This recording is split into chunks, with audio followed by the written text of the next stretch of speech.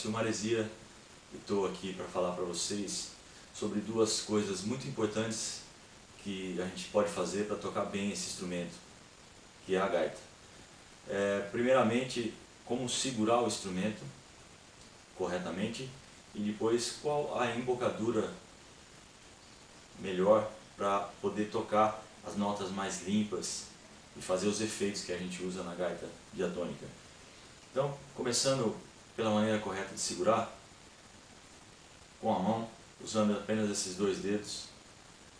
Mesmo aqueles que são destros, pode começar com a mão esquerda, colocando o dedo bem na parte traseira aqui da placa de voz, onde tem uma aba, para deixar um espaço livre para o lábio deslizar e não ficar com o dedo em cima, por exemplo, com a mão, para o lábio poder deslizar livremente.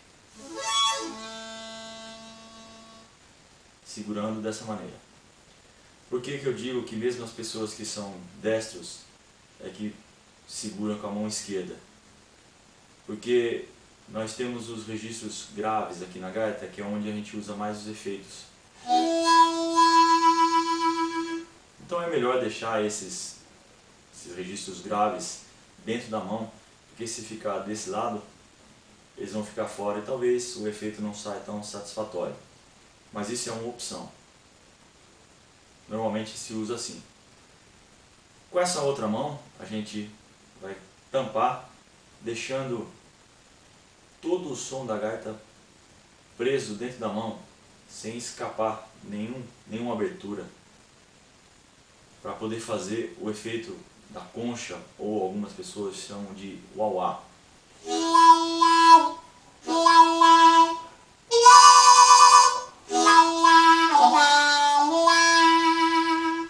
Muito característico da gaita, utilizado muito por um gaitista que é uma das grandes referências do blues e da gaita no mundo, que é Sonny Boy Williamson, que fazia muito.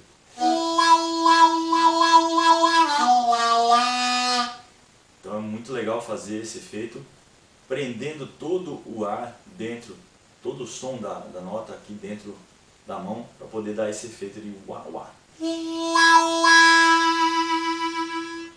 Agora, também a gente pode utilizar, para segurar um microfone, por exemplo, usar sempre esses dois dedos, segurando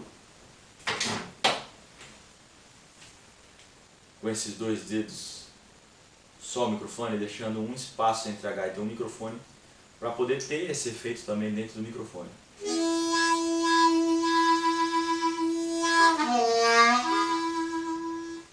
Então o gaitista usa essa técnica também para tocar com o microfone. E aí esse efeito sai no amplificador e dá um efeito muito legal também.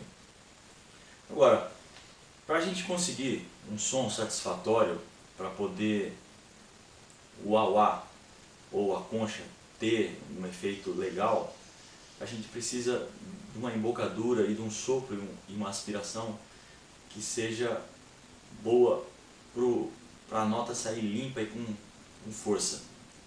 Então existem três embocaduras que as pessoas usam. A primeira é a língua curvada, a língua em U, onde a língua em U vai marcar cada orifício.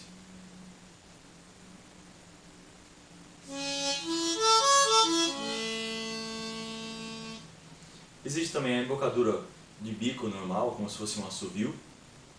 Essa é a embocadura que eu uso, misturando com uma outra embocadura que eu vou falar na sequência.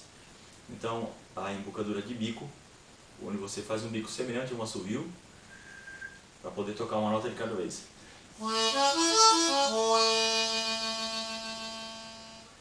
Eu acho que essa embocadura permite você fazer o uso das outras embocaduras que existem, como a que eu falei na sequência, que é a embocadura de tongue block, quando nós deixamos a língua de lado e utilizamos a passagem lateral que sobra na boca para poder soprar e aspirar. Aqui.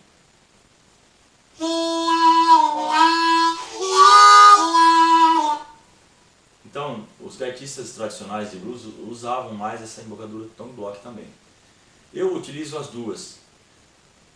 já consegui desenvolver uma maneira de tocar de bico e fazer os efeitos com a língua. Os efeitos de língua que a gente usa com o tongue block, por exemplo, é do tongue slap, que é uma espécie de um acompanhamento que se faz com a língua.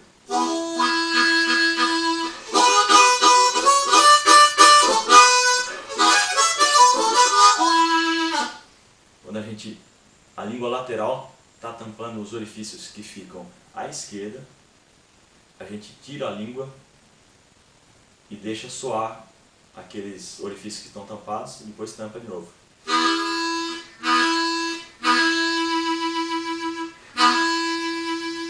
Então, eu utilizo a embocadura de bico junto com o tongue block. Fica um efeito legal, até hoje eu toco dessa maneira. E é legal também que você pode utilizar a língua também para fazer os vamps, que é colocar a língua no meio de dois orifícios e soprar com as laterais outros dois. Por exemplo, no orifício 1 e o orifício 4, onde eu coloco a língua em cima do orifício 2 e 3.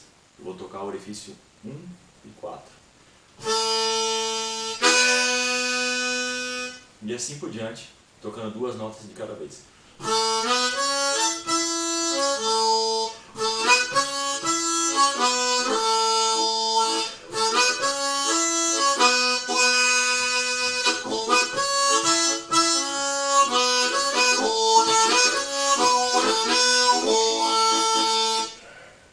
E aí, com essa técnica do vamp e do tongue slap, a gente pode fazer o que a gente chama de tongue flutter, que é quando a gente mexe a língua lateralmente, ou assim, para dar um efeito que a gente fica dessa maneira.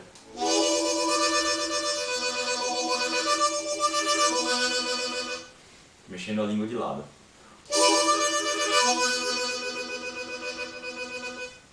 Ou mexendo a língua para trás e para frente.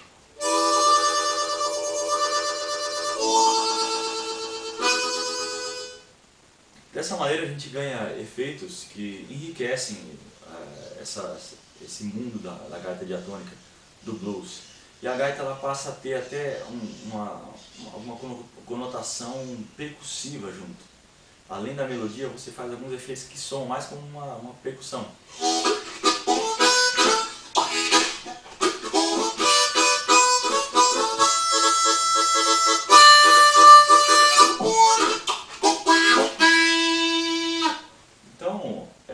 Com o tempo, é lógico que isso requer alguns treinos específicos, né, para você conseguir fazer esses efeitos, mas muita gente aprendeu isso sozinho, aprendeu ouvindo. A melhor coisa é tocar sempre o instrumento, é a melhor maneira de aprender. Quanto mais contato se tiver com o instrumento e ouvir as referências que se tem hoje em dia, inclusive gaitistas brasileiros, que tem muitos gaitistas brasileiros bons que estão tocando, gravando, e vivendo de gaita, vivendo de blues, ou vivendo de música, né? Ouvir essas pessoas e ter o contato com o instrumento, porque nada é melhor do que o contato com o instrumento. Dessa maneira a gente consegue aprender até esses efeitos, mesmo tocando. E você pode sempre procurar algum professor que tenha perto. Hoje em dia tem diversos professores de gaita aí por aí, espalhados pelo Brasil, é só procurar. O site da Bands mesmo traz uma lista, se você precisar, se pergunta através do e-mail que eles vão te indicar um professor mais perto aí da sua casa. Então, a gente falou sobre como segurar a gaita melhor e qual a embocadura fazer, para a gente poder ter os efeitos característicos da gaita. Então, juntando tudo isso, a gente tem esse som de blues, esse som característico da gaita que chama a atenção de todas as pessoas.